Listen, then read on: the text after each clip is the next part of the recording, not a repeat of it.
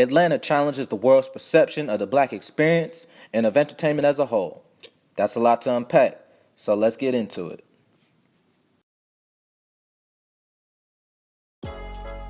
I remember back when the first episode was put on YouTube back in 2016. Side note, that's marketing way ahead of its time, by the way. But anyway, when I first saw it, I honestly really didn't get it. I felt like the pace was slow and the characters weren't very interesting. It wasn't until the show got 2 Emmys, combined with my friends insisting, that I finally gave the show a second chance. And boy, was I wrong about this show. For those of you who don't know, Atlanta is about a guy named Earn who becomes the manager of his up-and-coming rapper cousin, Al, aka Paperboy, along with Al's best friend Darius, and the 3 of them struggle to survive in Atlanta and follow the long and slow path to fame and fortune.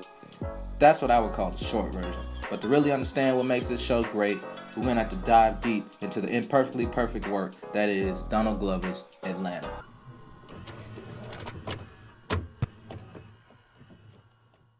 If I were to describe the world that Donald Glover has built, I would say it's the perfect combination of raw authenticity and pure absurdity. I've never seen a show mimic real life and the black experience to the degree that this show does, but at the same time has so many instances that completely subvert your expectations. Okay, now check out this clip. I'm a regular ass person. I need to get my hair cut sometimes. Famous people need to eat and shit and brush their goddamn teeth. I'm regular, bro, all right? Now check out this one. Tobias Wallner.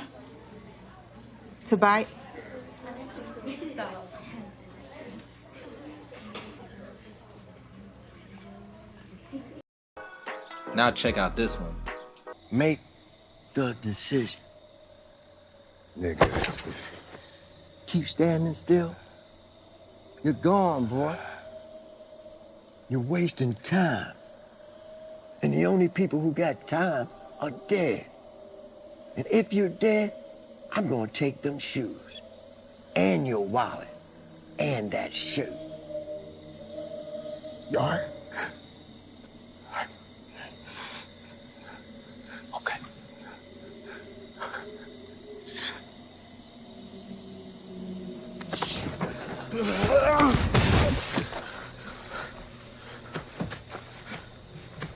I'm gonna count to 30. And if you ain't walked out here by then, I'm gonna hurt you. And now look at this one. Person. How's your life been since we last saw you? It's pretty good.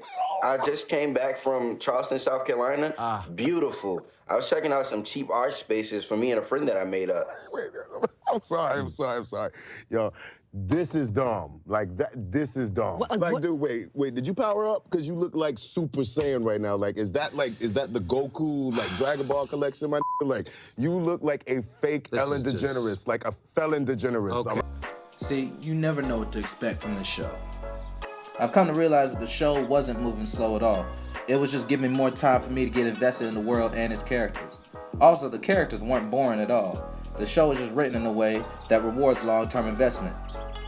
It takes time to understand people and to appreciate them for who they are. But when you invest in your friends, similar to investing in earning our struggles, you're rewarded for your investment with a much deeper connection and a better understanding of them as people. The cinematography is what really encapsulates the feeling of authenticity in the show. The show is shot in a way that almost emphasizes the city of Atlanta itself more than the characters. The city doesn't just feel like a set. It feels like a living, breathing organism that keeps going even when you're not watching. I also love that they don't choose the places in Atlanta that people normally choose to film at. The places they film are actually places people live at in Atlanta, not the glorified places like on reality TV. It feels like a place that could actually be the stomping grounds of rappers like 21 Savage, Migos, 2 Chainz, and ironically Childish Gambino.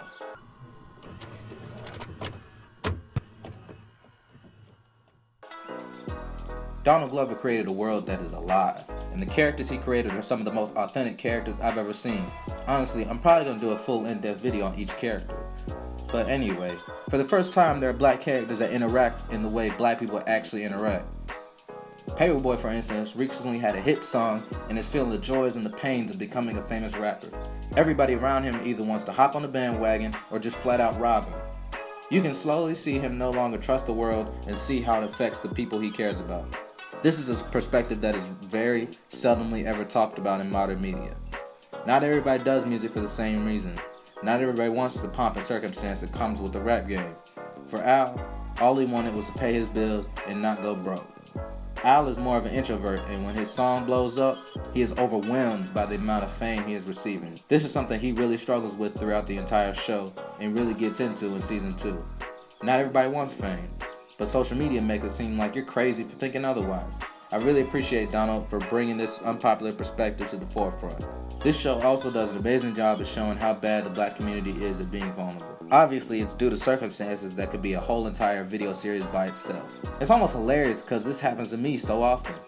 The couple times the black men try to show affection or vulnerability, 9 times out of 10, it's met with laughter and the inevitable mockery, which leaves everyone involved with a more hardened, less trusting perspective on the world.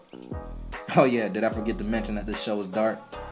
Yeah, this show gets very...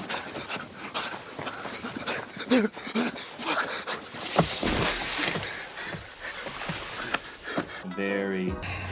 Niggas do not care about us, man. Niggas gonna do whatever they gotta do to survive because they ain't got no choice.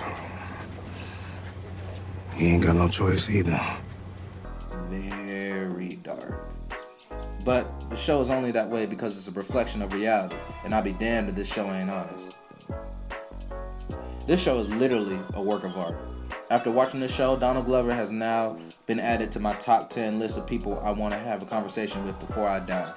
And he's also on the record saying that season 3 is going to be like Kanye's graduation. So to say that I'm excited for 2019 is an understatement.